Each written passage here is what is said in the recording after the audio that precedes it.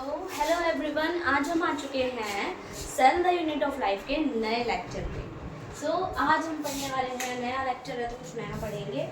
आज हम फ्लैजिला के बारे में पढ़ेंगे, काफ़ी इंपॉर्टेंट, जो कि मैंने पिछले लेक्चर में डिस्कस किया था। यूकैरियोट्स और प्रोकैरियोट्स में दोनों में प्रेजेंट होते हैं। अब क्या प्रेजेंट नहीं होता है यूकैरियोट्स में, जो कि एक लोकोमोटरी स्ट्रक्चर नहीं है, वो आप लोग बताओगे क्या नहीं होता है। ठीक है, पहला हमारा टॉपिक आता है, पहला क्या, हमारा फ्लैजिला ही है आज का मेनली टॉपिक। तो फ्लैजिला जो है वो मोटाइल होता है, यानी कि लोकोमोटरी स्ट्रक्चर है।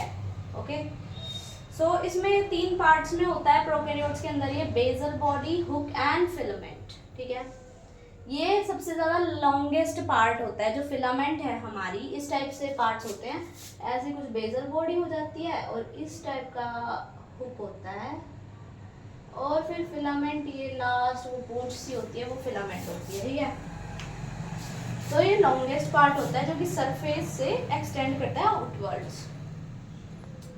ये फ्लैजिलिन प्रोटीन का बनता है। फ्लैजिलिन एक प्रोटीन है, उससे बनता है फ्लैजिला। और इसके जो है थिन फिलामेंटस होता है, थिन होता है, और ये सेल वॉल से एक एक्सटेंशन की तरह बाहर निकलता है। एक्सटेंशन यानी कि जैसे जो बालों के जैसा कुछ होता है वैसा। ठीक है, ये vary in number, arrangement of flagella and arrangement. तुम्हें अलगा याद है थोड़ा थोड़ा, अपन ने उनके स्पोर्स पढ़े थे, वो 2 फ्लैजिला भी थे, उनमें मल्टी फ्लैजिलेटेड भी थे हैं, और नो फ्लैजिला भी थे, मतलब बिल्कुल भी कोई फ्लैजिला नहीं। तो ये नंबर में वैरी करता है, और अरेंजमेंट भी इनकी अलग अलग हो सकती है। मतलब ऐसा भी हो सकता है कि एक इधर है एक इधर है, इसे बोलते हैं एम्बीट्राइकस। ये तुम्हारा अभी आएगा नहीं, बट मैं बता रही हूँ आउट ऑफ क्यूरियोसिटी, अगर तुम्हारा जानने का मन करे तो यू कैन कंसीडर इट। इसे बोलते हैं एम्बीट्राइकस। ये जो चारों तरफ फ्लैजिला आ जाए काफ़ी सारे, इसे बोलते हैं लोफोट्राइकस। और अगर मान लो सिर्फ एक साइड पे फ्लैजिला आ जाए, ऐसे सिफेलोट्राइकस, इस टाइप से, मतलब अलग अलग अरेंजमेंट होते हैं। ठीक है, और अलग अलग नंबर्स होते हैं। ओके, अब आते हैं प्रोकैरियोटिक और यूकैरियोटिक फ्लैजिला। ठीक है, प्रोकैरियोटिक में जैसा कि बताया फ्लैजिलिन प्रोटीन से बना है, 3 पार्ट्स होते हैं। और नई बात क्या है, इसमें कोई कवरिंग प्रेजेंट नहीं होती, नॉन कवरिंग प्रेजेंट। और ये थोड़ा शॉर्टर होता है, थिनर होता है, और इसकी पूरी 360 डिग्री का मूवमेंट ये करता है। अब यूकैरियोट्स में अलग क्या है, ये फ्लैजिलिन नहीं ट्यूब्यूलिन से बना है, और इसके सिर्फ 2 पार्ट है, यानी इसमें हुक नहीं है, बेसल बॉडी और फिलामेंट डायरेक्ट।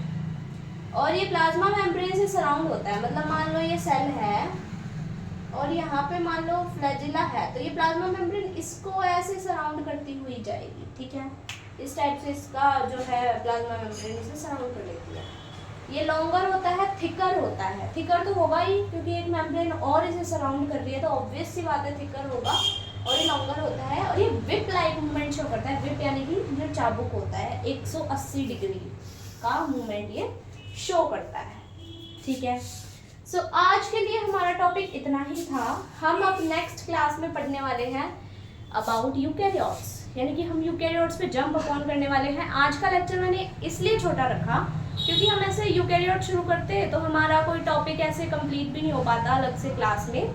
इसीलिए मैंने सोचा कि कल नई लेक्चर से नया यूकैरियोट्स शुरू कर देंगे। इतने आप लोग ये कर सकते हो कि यूकैरियोट्स और प्रोकैरियोट्स के डिफरेंस पढ़ के आओ। हम स्टार्टिंग में, लेक्चर के स्टार्टिंग में कल डिस्कस भी करेंगे वैसे तो, बट अगर आप पढ़ के आओगे तो ज़्यादा अच्छा रहेगा। आपको पहले से ही किसी चीज़ के बारे में नॉलेज होती है और फिर आपको उसके बारे में सुनने को मिलता है, तो आपको मच मोर बेटर क्लैरिटी मिलती है। ठीक है, जैसे मान लो अभी तुम मुझसे सुन के जा रहे हो, अब सुन के जा रहे हो, ठीक है, तुम्हें अच्छा लग रहा है कि भाई हाँ हमें समझ आ गया।